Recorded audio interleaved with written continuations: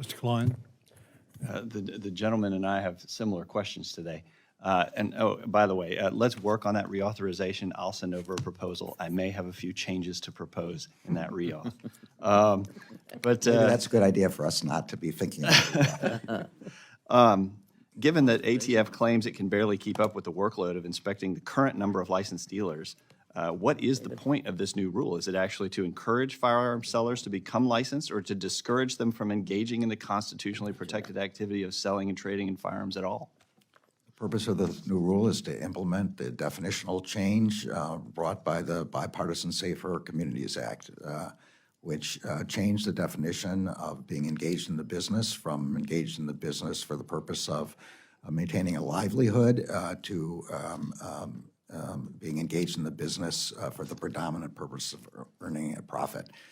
With that change, it required regulations explaining what that means. Okay. The purpose is to prevent guns from being sold to prohibited persons without a background check to be sure that a prohibited person doesn't get a gun. That includes somebody who served time as a violent felon, for example. The rule also institutes a series of rebuttable presumptions to supposedly clarify when the licensing requirement attaches to gun sales, but these presumptions appear nowhere in statute. To the degree that they have any legal foundation at all, they're said to interpret the old, not the currently existing language on who is a dealer.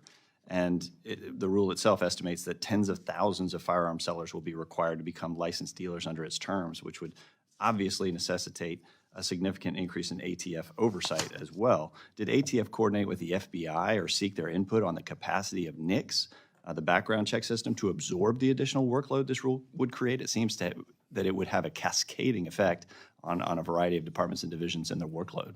Yeah, I believe that the department's regulation discusses workload impact. I don't know this answer to the specific question you're asking, and I'll try to have somebody get back to you on that specific question.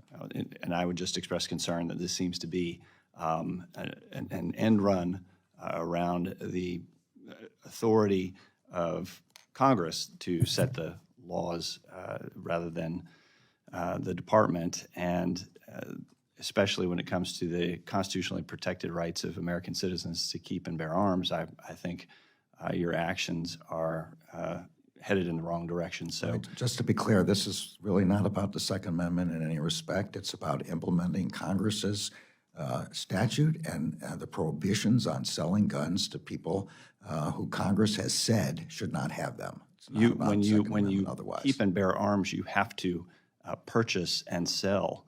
And that's part of keeping and bearing arms. So I would just urge you to keep that in mind.